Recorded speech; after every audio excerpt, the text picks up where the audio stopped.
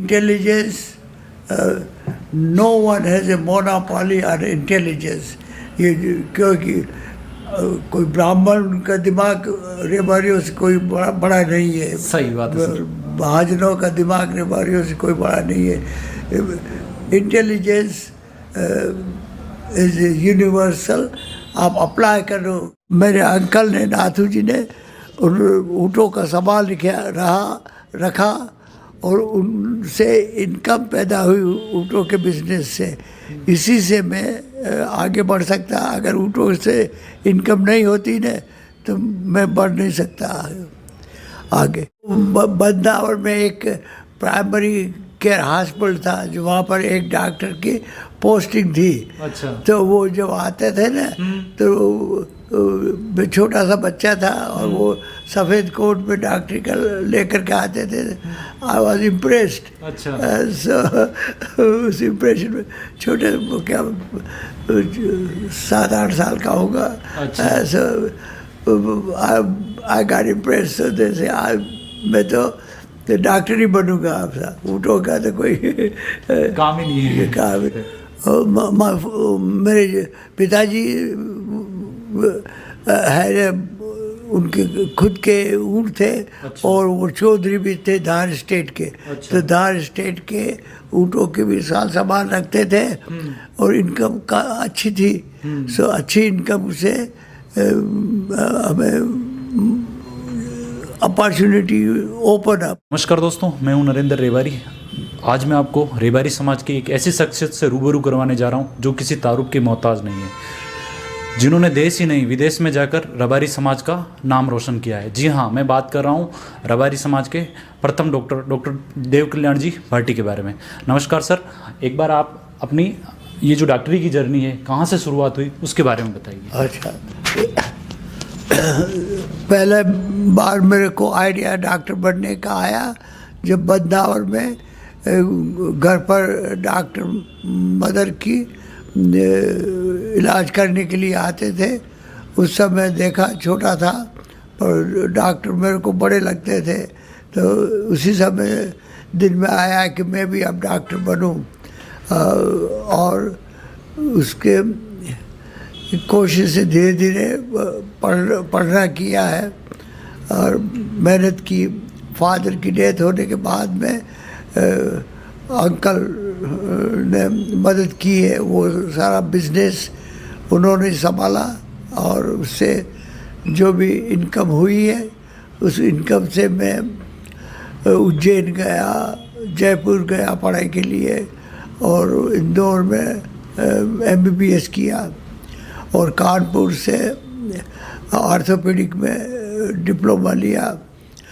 और उसके बाद भी और भी इच्छा थी कि और पढ़ाई करें, इसलिए मैं अमेरिका में चला गया और बिजनेस अंकल ने अच्छा संभाला, इसीलिए इनकम अच्छी थी तो उन्होंने भेज सके। अगर इनकम अच्छी नहीं होती तो मैं नहीं जा पाता। और वहाँ पर जाने के बाद में पोस्ट ग्रेजुएट किया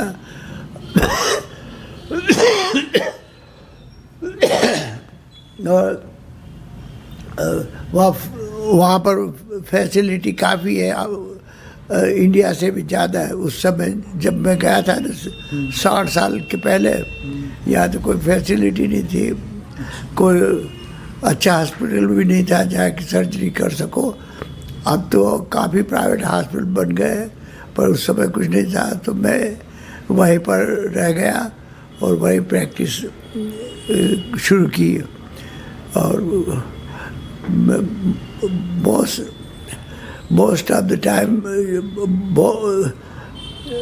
काफ़ी समय तक मैं वहाँ पर एक हॉस्पिटल सिस्टम का नाम है वेटर्स एडमिनिस्ट्रेशन हॉस्पिटल, तो उस हॉस्पिटल में काम किया 30 साल तक। 30 साल तक वहाँ पर आपने सेवाएं दी? सेवाएं दी है। ठीक है सर। और 2004 में रिटायर हुआ। अच्छा, 2004 में आप सेवानिवृत्त हो गए वहाँ से? काफ़ी उम्र हो गई ज़्यादा। हाँ। सो 68 में एज से रिटायर हो गया। सर मैं यूं पूछ रहा था आपसे कि सर जब आपकी जो प्रारंभिक शिक्षा है वो कहाँ से हुई थी? वो प्रारंभिक शिक्षा में शुरू में तो बदनावर में तो मिडिल स्कूल ही था। अच्छा। तो वहाँ तक मिडिल स्कूल ही किया। और आपका जन्म स्थान भी बदनावर ही है? हाँ, बदनावर में। तो सर मतलब जब आप बदनावर में रहते थे तो उस समय वहाँ पर बदनावर में अपनी समाज के कितने घर थे? कोई एक ही घर था। आपका अकेला ही घर था? तो उस समय बदनावर कस्बा था या सिटी थी, क्या था? अब तहसील थी। तहसील थी। तो और उस समय, अभी तो बदनावर की पॉपुलेशन बहुत बढ़ गई है, पर उस समय 7,000 की पॉपुलेशन थी। अच्छा। अब तो करीब 30,000 की पॉपुलेशन है। बदनावर से आपने मिडिल स्कूल किया? हाँ। फिर उसके बाद हाई स्कूल की पढ़ाई उज्जैन में की। तो इस दरमियान आपको ये जो डॉक्टरी की तरफ जाने का फैसला किसके आधार पर लिया, किसको देके? आपकी प्रेरणा के स्रोत कौन थे? क्योंकि उस समय हमारी समाज में मतलब ऐसा नहीं, इतनी जागरूकता, पढ़ाई के प्रति जागरूकता नहीं थी, और आपका एक डॉक्टरी की तरफ, वो भी विज्ञान के इतने मतलब टफ कोर्स की तरफ रुझान किस प्रकार से हुआ?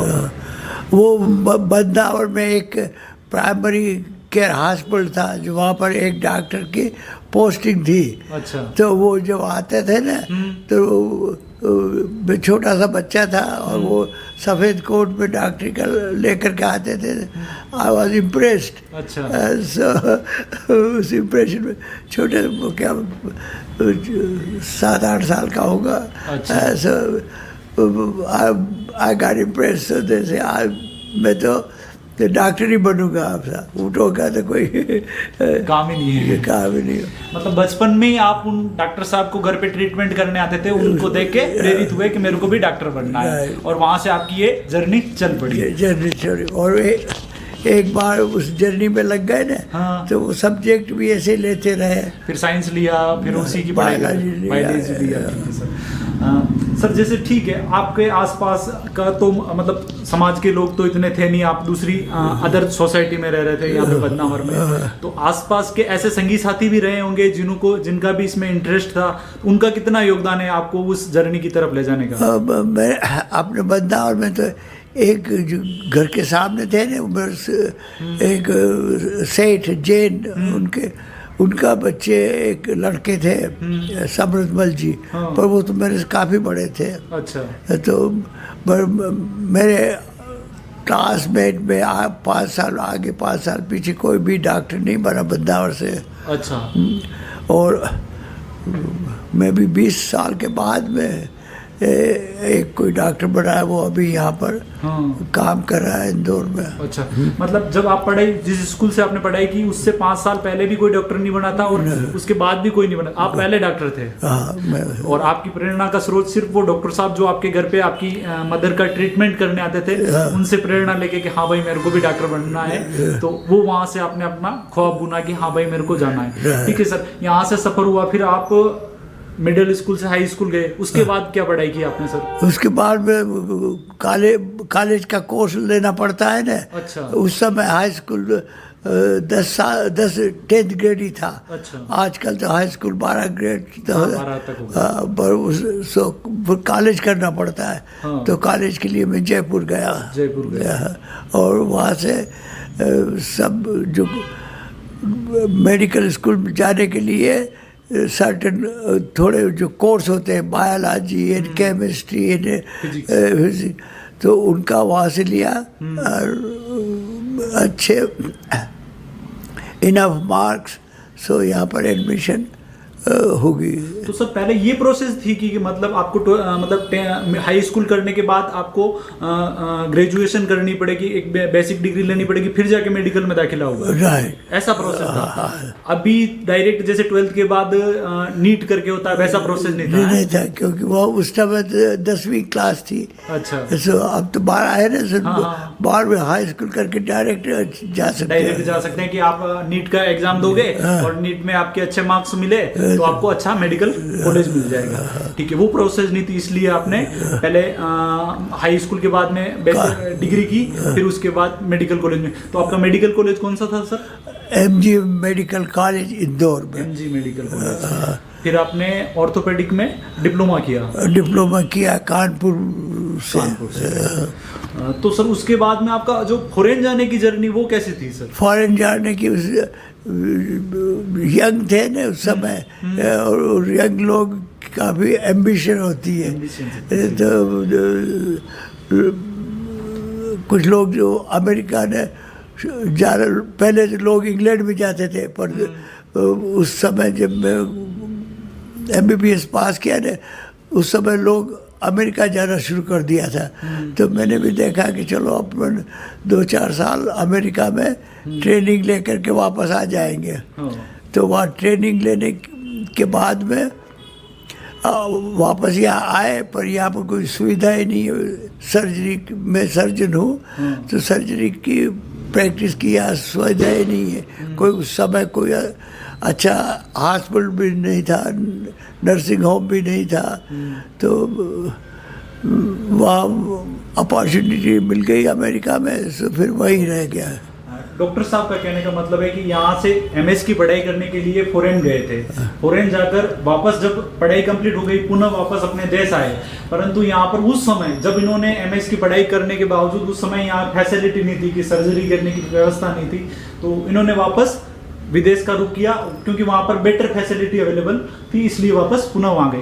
तो सर मैं यूँ पूछना चाहूँगा, ठीक है आपने MS की पढ़ाई की, इतना उस समय आपको वहाँ तक ले जाने के लिए आपके फादर साहब का बहुत बड़ा योगदान है। तो आपके फादर साहब के बारे में थोड़ा बताओ कि आपके फादर साहब का एजुकेशनल बैकग्राउंड क्या था, आर्थिक स्थिति क्या थी, किस तरीके से आपका देखभाल करते थे? मेरे पिताजी है, उनके खुद के ऊँट थे। अच्छा। और वो चौधरी भी थे धार स्टेट के। अच्छा। तो धार स्टेट के ऊँटों के भी सामान रखते थे, और इनकम का अच्छी थी। सो अच्छी इनकम से हमें अपॉर्चुनिटी ओपन अप। और फादर की डेथ जल्दी हो गई थी, तो लकीली अंकल जो मेरे काका थे ना, उनका भी नाम नाथू जी था, वो अरनिया ढानी से रहते थे। तो उन्होंने काफ़ी मदद की, उन्होंने बिजनेस संभाला, तो इनकम चलती रहती थी। इसलिए मैं आज एजुकेशन हुआ सारा। अगर इनकम नहीं होती ना तो वहाँ तक नहीं पहुँच पाते, कहीं पर स्कूल ही नहीं जा सकते। क्योंकि बाहर जाओ तो बाहर रहने का खर्चा चाहिए। और सर ठीक है, जैसे अरनिया बता रहे थे सर, मैंने वो भी पढ़ा था कि आपका विस्थापन हुआ था, मतलब आप बदनावर से अरनिया, जो बोर के खातिया खेड़ी करके गांव है, वही है ना सर? अरनिया चचोर के पास में खातिया खेड़ी नाम ही है ना अभी वर्तमान में उसका? मालूम नहीं मेरे को। अच्छा अरनिया, जब आप बदनावर थे, बदनावर से वापस आपका गांधी सागर की तरफ ये जो क्या नाम है इसका, अरनिया गांव है, वहां पे विस्थापन हुआ, वो क्या कारण था सर? वो वहाँ तो सब जो मेरी गोत्र वासावत है ना। हाँ। तो वो सारा वासावत तो कोई मकान था वहाँ पर। अच्छा। कोई 20-25 वासावत लोग वहाँ रहते थे ना। तो फादर ने भी एक थोड़ा मकान बना लिया था, और सब वासावत रिश्तेदार थे। तो उनको शादी में और कोई सब जाना रहता, जाना, इसी से मेरे को मालूम नहीं। तो खास तो मकान अपना बदनावर में ही है। बदनावर में। हाँ। मैंने न्यूज़ में देखा था और पढ़ा था, तो बदनावर के मतलब अरनिया के गांव के बारे में भी बता रखा था, तो मैंने कहा उसके बारे में। ठीक है सर, आपकी वहाँ पे भी है, आपके रिलेटिव अभी भी रहते हैं वहाँ पे? अब तो चंबल डैम बना ना। हाँ। तब सब लोगों को वहाँ से गवर्नमेंट ने जो जगह थी ना वो कंडेम कर दी। अच्छा। तो लोगों को सबको थोड़ा बहुत पैसा दिया है ना, तो अब तो सब कहीं चले गए, कोई तो मेवाड़ में चले गए, कोई इंदौर में आ गए, कोई बाहर कोई दूसरी जगह, और कोई पास में दूसरे जगह जो कि कंडेम जगह नहीं हुई थी ना, वहाँ पर अभी राजा राम है। तो वो अरनिया से 5-1 मील दूर पर उन्होंने वहाँ पर वहाँ। ठीक है सर। सर जैसे आप हमारे समाज के लिए पहले डॉक्टर हो, है ना? बहुत सारे लोग हैं जिनके बच्चे आकर कहते हैं कि सर पापा या मम्मी मेरे को भी डॉक्टर बनना है, तो उनके जहन में बस एक नाम आता है, डॉक्टर देव कल्याण भाटी। ठीक है सर, कि हाँ ये हमारे समाज के मतलब पहले आदमी वो बने, तो आप भी बन सकते हो। सर आज जो नीट या मेडिकल की जो तैयारी है वो तैयारी कर रहे हैं बच्चे, उनको आप क्या संदेश देना चाहोगे कि किस तरीके से वो अपनी पढ़ाई करे, उन सब्जेक्ट पर जो फिजिक्स केमिस्ट्री मैथ्स होती है उन पर पकड़ कैसे बनाए?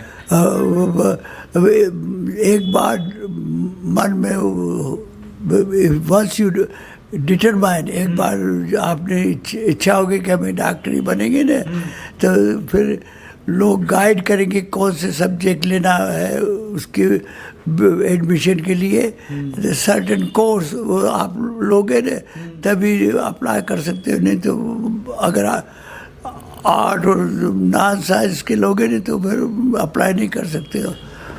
और जो आपने कहा बच्चों का, तो बच्चों फादर पेरेंट्स का सपोर्ट चाहिए साहब शुरू में, नहीं तो अगर आप बच्चे हो और 10-12 साल के हो और पेरेंट्स सपोर्ट नहीं करें तो फिर से आप खेती में लग जाए या तो इसलिए ये बहुत ही स्पेशल इम्पोर्टेंस का है कि पेरेंट्स सपोर्ट करें, नहीं तो बच्चे की लाइफ ही ख़राब हो जाती। और दूसरा ये कि चाइल्ड मैरिज तो काफ़ी बर्डन होता है ना, बचपन में आपने शादी कर दी तो, और अगर आप पास में रिसोर्स नहीं हो ना, पैसे नहीं हो, तो आप फैमिली को कैसे सपोर्ट कर सकते हो? डॉक्टर साहब का कहने का मतलब पिछले वाले पॉइंट पे ले जाता हूँ कि अगर आप ख्वाब देख रहे हो कि मेरे को डॉक्टर बनना है या इंजीनियर बनना है, तो उसके लिए आपको दृढ़ संकल्पित डिटरमाइन होना बहुत जरूरी है।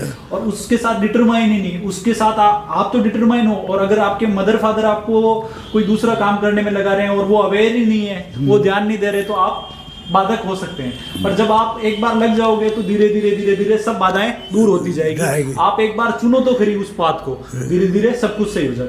और अभी क्या होता है कि हमारे समाज में बाल विवाह अभी भी बहुत प्रचलित है।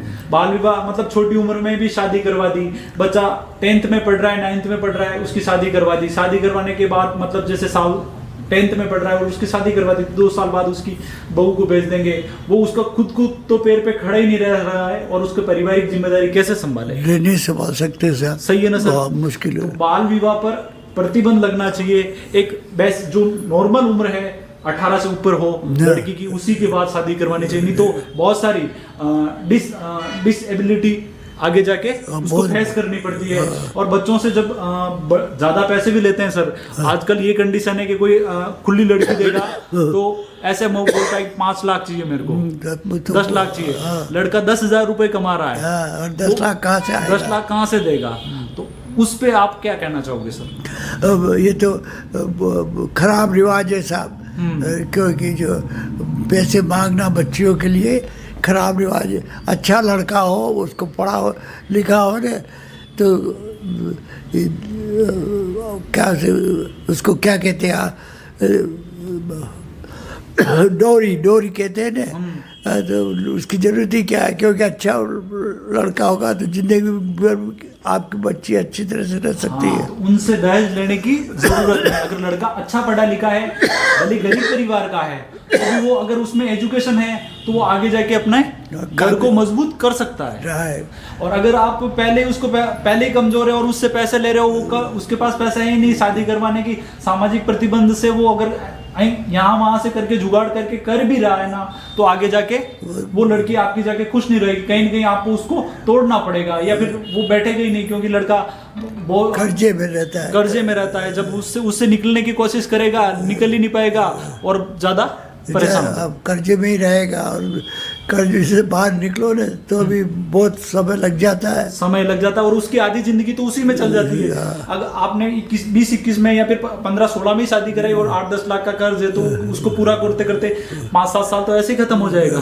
फिर और जो एक उम्र होती है ना उसी काम को करने की, वो उम्र तो उसी में निकल जाएगी, फिर वो आगे जाके क्या करेगा? नहीं, समय निकल जाता है ना, फिर बाद में कोई 40 साल को कोई डॉक्टर बन नहीं सकता है बिना इनकम से और बिना पेरेंट्स की इनकम से सपोर्ट के बिना कोई भी कुछ नहीं बन सकता है।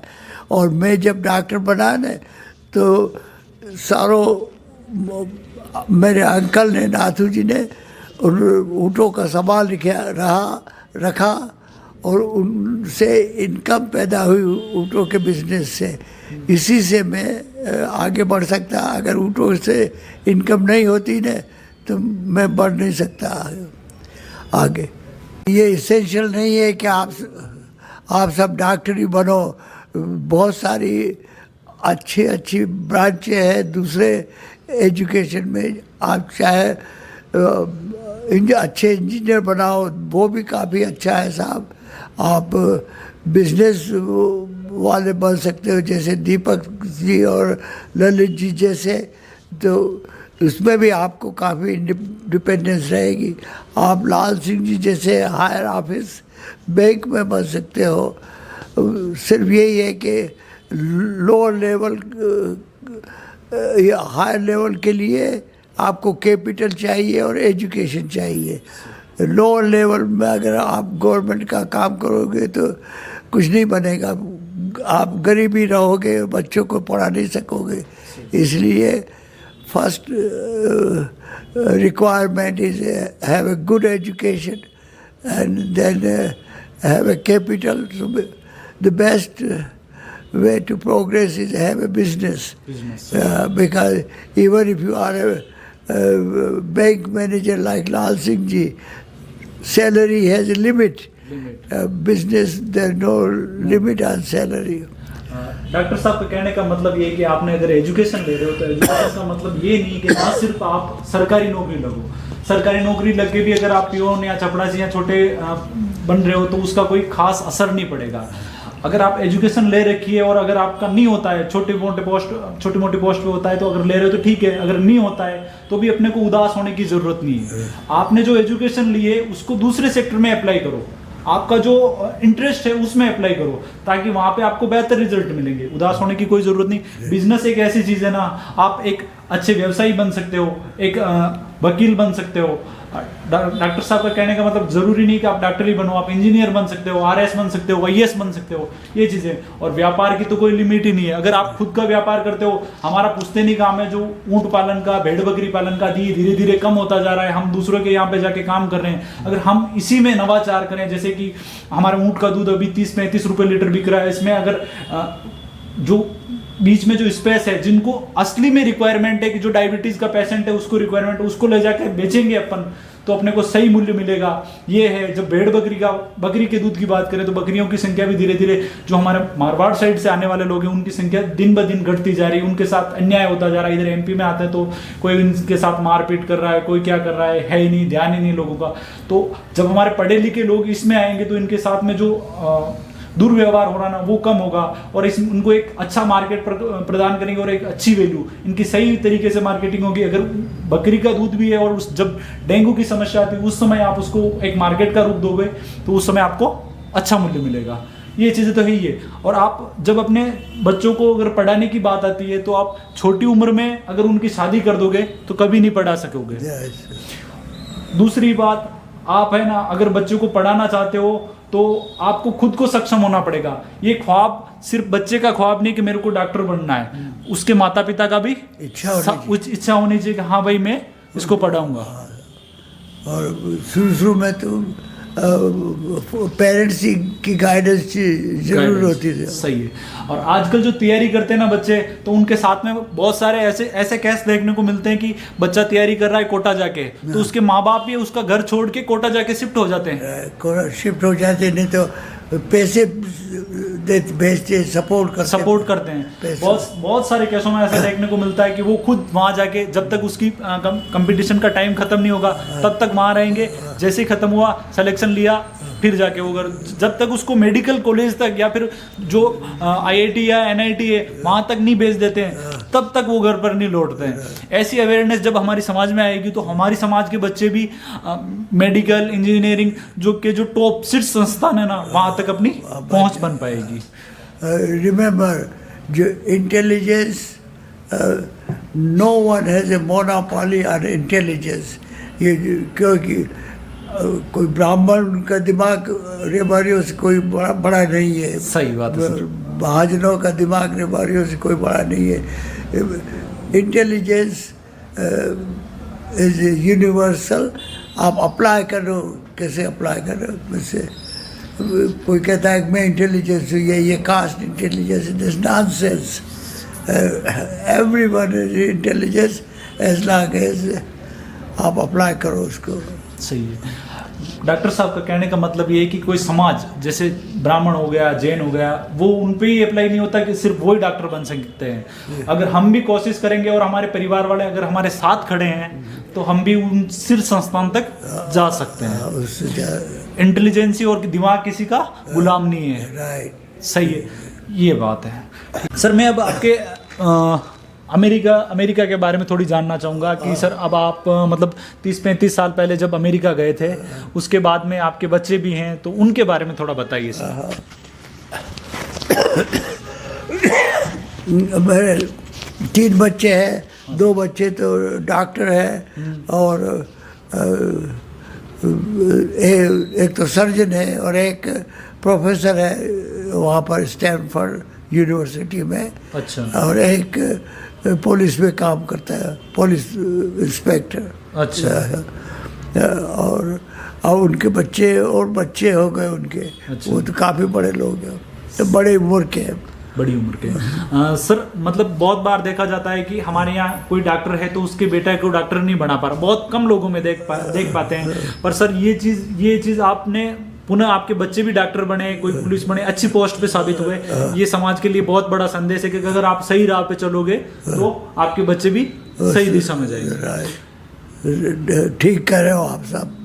तो ये चलना बहुत कम लोगों में देखा जाता है, क्योंकि अधिकतर लोग हैं तो किसी का कोई इंजीनियर है तो उसका बेटा वापस इंजीनियर नहीं बन पा रहा है, उस चीज को मतलब कंटिन्यू नहीं कर रहे हैं, बीच में बाधा आ रही, फिर वो वापस जहाँ से शुरुआत की वहीं पे जा रहे हैं।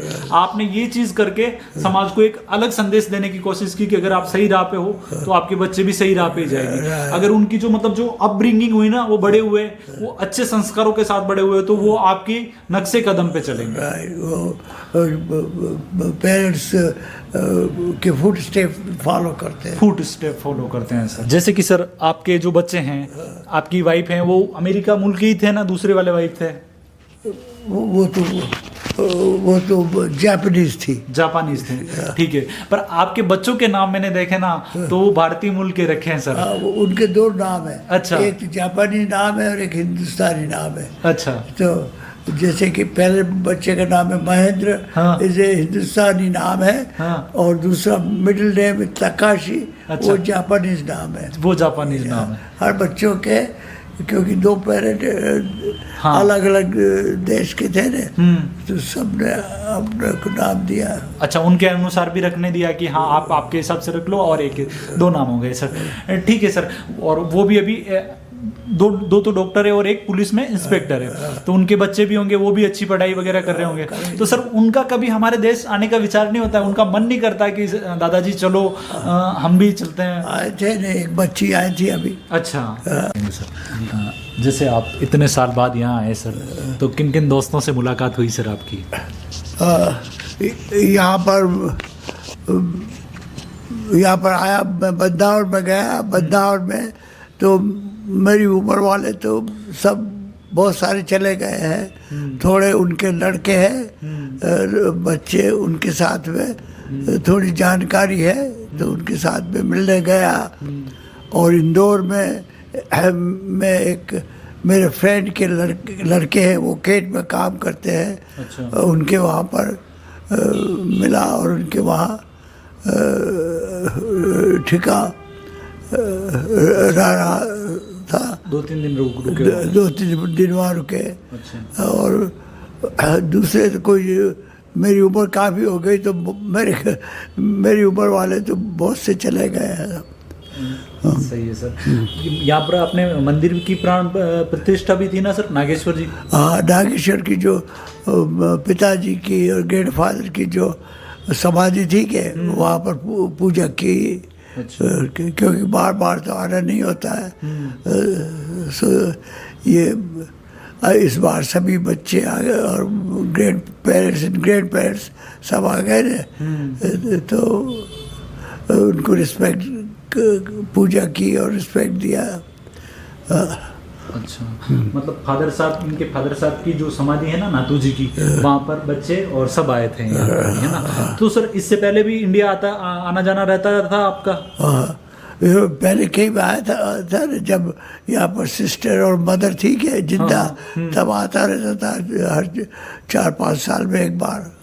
ठीक है सर। सर अभी आपको देखता हूँ और 87 ईयर ओल्ड हो आप, ये देख के इस कंडीशन में भी आप इतने अच्छे से बोल पा रहे हो, सब तरीके से समझ पा रहे हो, मतलब सब कुछ सही है। तो उसके लिए आप जो नए यूथ है उनको स्वास्थ्य के प्रति क्या संदेश देना चाहोगे? क्योंकि आप एक डॉक्टर भी हो, तो इसके बारे में आप बहुत बेहतर वे में बता सकोगे। मैं कोई मैजिक फार्मूला तो मेरे पास में है ही नहीं है। हाँ। सब अच्छा सही खाना खाओ और दिमाग से सही, have a good idea, don't have a bad thought in the brain, and भगवान की इच्छा है, मालूम नहीं कोई अच्छे स्ट्रिक्ट डाइट और जो वाले में कोई जल्दी चले जाते हैं, कोई बाद में, ये तो भगवान की इच्छा है जब बुलाने वाले। नहीं ये ठीक है सर, पर अपनी कोशिश तो कर सकते हैं कि जैसे सुबह जल्दी उठना, दौड़ना, ये खान पान में अच्छा है तो दिमाग भी अच्छा काम करेगा, जिससे सब चीजें अगर बैलेंस रहेगी तो ओवरऑल सब कुछ सही जाएगा। That's right, है ना सर। तो वो बात वो देखे कि मेरे को आपको 87 ईयर ओल्ड, इतनी उम्र होते हुए भी आप इतने एनर्जेटिक हो, इतने अच्छे से बात कर रहे हो, मेरे को बहुत अच्छा लगा। मेरे को बहुत प्रेरणा मिली सर आपसे कि आप इतने अच्छे से बता सकते हो। तो नई उम्र के लड़के हैं ना, वो तो बहुत कुछ कर सकते हैं। और आप जब उस दौरान, मतलब जब लोगों में, हमारी समाज में एजुकेशन के प्रति नॉलेज भी नहीं था, उस समय आपका यहाँ से डॉक्टरी MBBS करना और MS करने के लिए फॉरेन जाना, वो काबिल तारीफ है सर। ठीक है, वो जर्नी इतनी आसान नहीं थी, उसके लिए आप में जो धैर्य है, मतलब आपने धैर्य और जो मेहनत की, उसका तो कोई तोड़ ही नहीं है sir. Thank you. But sir मैं 87 साल से जिंदा हो तो इस लक। हाँ, भगवान का शुक्रिया है। That's right. ठीक है सर। सर समाज में भी थोड़ा नशे की प्रवृत्ति बहुत ज़्यादा हो रही है, न कोई अफीम का है या फिर बीड़ी सिगरेट दारू वगैरह, तो उन लोगों के लिए क्या संदेश दोगे सर आप? हर देश में जो लोग, चाहे अमेरिका या हिंदुस्तान में हो, शराब पीना और अफीम खाना और दूसरी गाज भाग, उससे आप काम, जो ड्यूटी है ना, यू कैन नॉट फुलफिल, और हेल्थ के लिए भी तो खराब है साहब।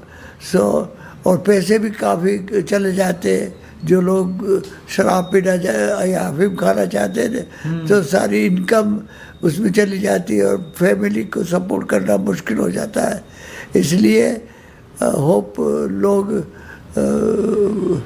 ये आदत नहीं लगाए, और एक बार आदत लग गई ना तो छोड़ना मुश्किल पड़ेगा। क्योंकि जो अगर आप नशा करना शुरू कर देते तो आपका जो नशे में जो पैसा लग रहा है, वो आप जैसे कोई भी कमाई करके लेके आ रहे हो तो वो सारा नशे में चला जाएगा। आप अपने बच्चों को अच्छी एजुकेशन नहीं दे पाओगे, और आपका तो स्वास्थ्य बिगड़ेगा, साथ में घर की जो आर्थिक स्थिति है वो बदतर होती जाएगी।